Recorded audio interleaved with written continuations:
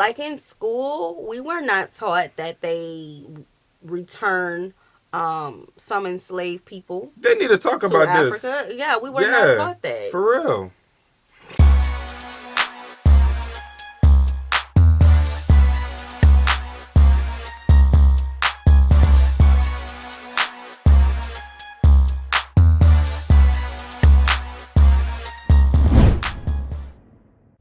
What's good, y'all? It's the Demouchets React, and we're back with another video. Who we got today, C? Today we are back with another American reaction. Super excited about this video, guys. If you're new to us and we're new to you, make sure you scroll down, hit that subscribe button, and turn on the post notification bell because we're on the road to 100K.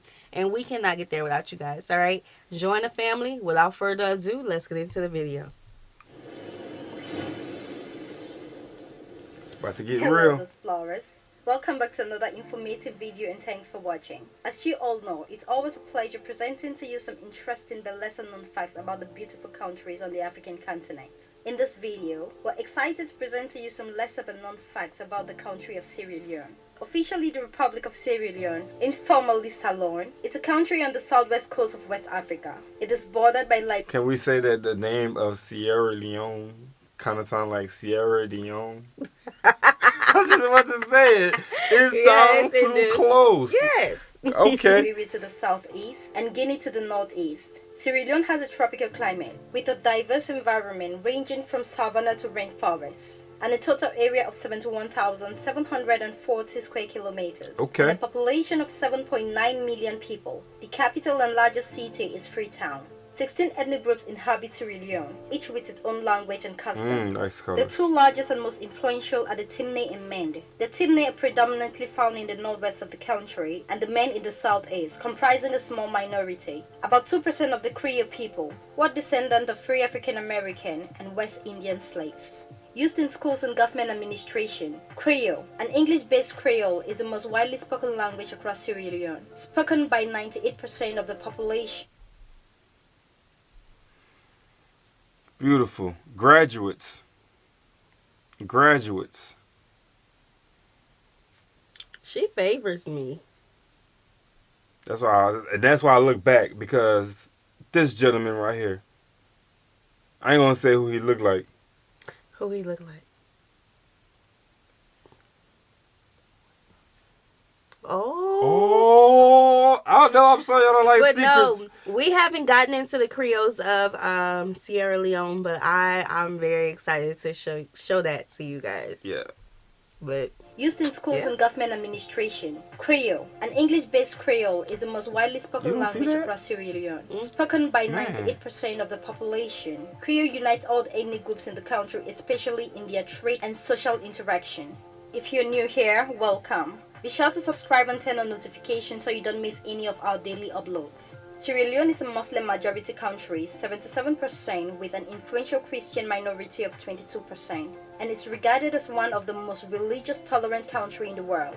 Muslims and Christians collaborate and interact with each other very peacefully, and religious violence is very rare. The majority Christian and Muslim holidays are officially public holidays in the country, including Christmas, Easter, Eid al-Fitr, Eid al-Adha. The current president of Sierra Leone is Julius Maada Bio. Its currency is the leone. So without any further ado, here are 10 things you probably didn't know about Sierra Leone. Number 1. The national symbol of freedom is a tree. The cotton tree is a historic symbol in Freetown, the capital of Sierra Leone. According to tradition, former African American slaves landed on the shoreline and walked up to this giant tree and held a Thanksgiving service, praying and singing hymns to thank God for their deliverance to this free land. They settled here, the site of modern Freetown. The palm. That's why I'm not too. What's the words? I'm so excited to talk about them.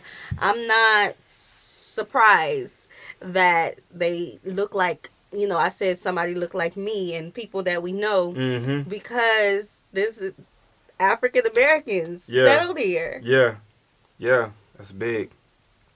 Tree and the rice grain are also the national symbol par excellence. Immortalized in currency, song, and folklore, and valued for their central and staple contribution to everyday life. Different species of palms contribute to cooking oil, thatch roof, fermented wine, soap, That was fruits, good. and nuts.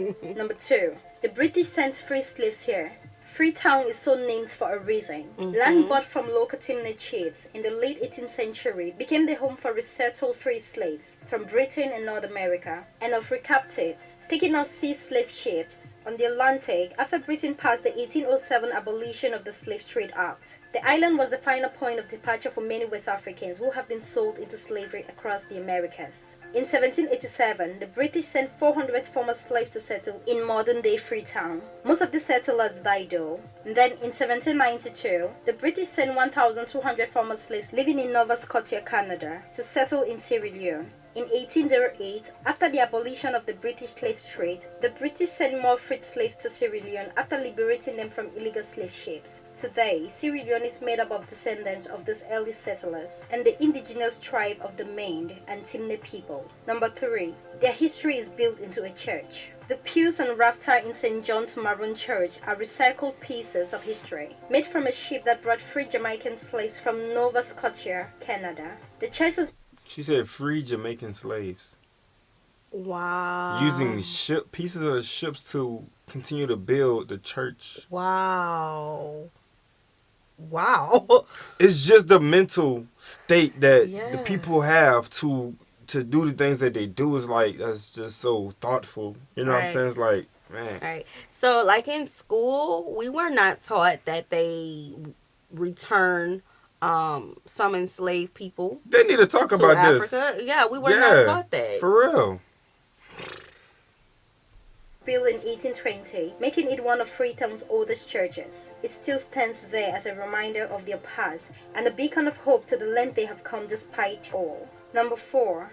They suffered through a 10-year civil war. Sierra Leone is among the many African countries that have gone through a civil war. Internal conflicts crippled the country from late 1980s onward, culminating to the brutal civil war that took place from 1991 to 2002. Between 1991 and 2001, war between rival groups competing for control of Sierra Leone left more than 50,000 people dead and the country's infrastructures in pieces. It also displaced more than 2 million people, who fled into neighboring countries. In 2001, United Nations forces began... I'm sorry, but I didn't catch the date. How close was that from them being free into the 10-year civil war happening? Did you catch that?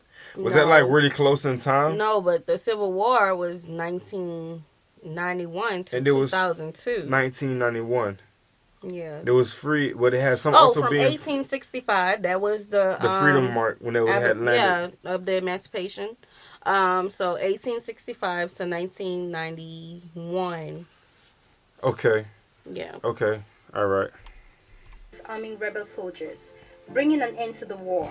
Since the end of the war, the government of Sierra Leone has undergone the arduous task of rebuilding the country's physical and social infrastructure while fostering reconciliation. Number 5. Diamond puts the country on the map. Although most of the population is engaged in subsistence agriculture, Sierra Leone is also a mining center. Its land yields diamonds, gold, bauxite. This country is one of the top 10 diamond producing nations in the world, earning a lot of foreign currency from minerals. Unfortunately, the diamond industry has also been a great source of conflict and pain in Sierra Leone. On February 14, 1972, the country made headlines when the world's third largest gem-quality diamond called the Star of Sierra Leone was discovered in Kyoto. Sierra Leone is famous for blood diamonds that were mined and sold during 10-year civil war to raise money for weapons. Number 6. Sierra Leoneans love their radios.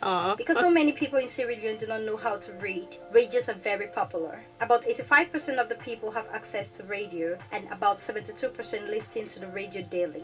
Number 7. Sierra Leoneans love rice. For almost all Sierra Leoneans, rice is the staple food, consumed at virtually every meal. A Sierra Leonean would often say, without any exaggeration, if I haven't eaten rice today, then I haven't eaten. It is often hard for outsiders to grasp the centrality of rice to daily existence in Sierra Leone. Many people, for example, have over 20 different words to describe. Well, I mean, most of our meals have to deal with rice. I love That's some good rice, Louisiana. though. Y'all know we always gonna say We got some good Louisiana. rice. We got some good rice dishes in the Yeah. boot in Louisiana. I say the boot. I think my wife don't like when I say the boot. Because I don't think Louisiana. everybody don't know what the boot means. Louisiana is shaped like a boot. There you go. rice in its variant forms, such as separate words for sweet rice, pounded rice, and Yeah. rice that sticks to the bottom of the pot upon cooking. Don't say you have eaten food unless you have eaten rice. Fruit and eggs for breakfast don't count. They eat rice with plaza leaf-based stew cooked with chili, onion, and palm oil. Many favor the cassava leaf dish, while others like the potato leaf version. Other rice accompaniment includes binge, which is beans, and the national anthem, granite soup, so nicknamed because everyone knows it and knows how to cook it. Almost all ceremonial occasions such as weddings, funeral, initiation, and memorial services demands the preparation of large platter of rice, distributed to guests until they are full. Number 8. Marriage is a sign of maturity in Sierra Leone. I like For all it. Sierra Leoneans, marriage is a mark of adult maturity and brings considerable prestige to the bride and groom. Specific custom varies by ethnic groups and socioeconomic status, but usually begins when the man is able Can to... they say that louder for the people in the back? Marriage is a sign of maturity. There's a lot of people who just don't know. Yeah.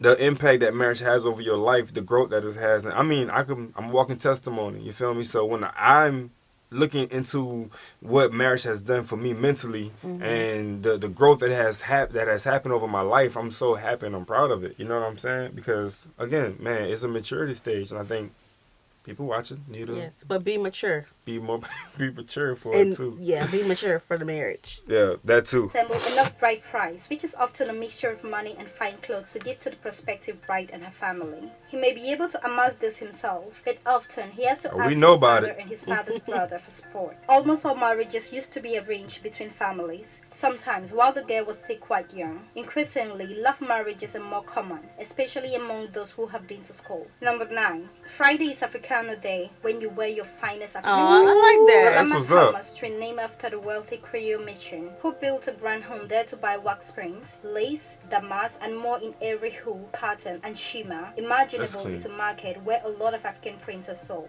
Most sellers, especially women, carry the same inventory, but it's the buyer's staying power in the haggling game that determines where the sale is made. Once you have chosen a fabric, you need a tailor to make a dress for you, and for that, you can find them all over the city. Once you have your outfit in African print, you are ready to be part of the in crowd on what is known as Africanas Friday, when almost everyone wears their finest African pride to work or to mosque. It is such So a now that we have seen a lot of marriages and the Weddings. dresses and the weddings, the dresses, and from the groomsmen how they always dress, like they're coming to get their fine print and then get it custom made. Yep. You know what I'm saying? So again, geniuses. We have a lot of fashion designers right now, just from the Yeah. people that's saying, hey, you know what? I need you to stitch it this way. Make sure this pattern match this pattern. That's fire. It is. That's clean.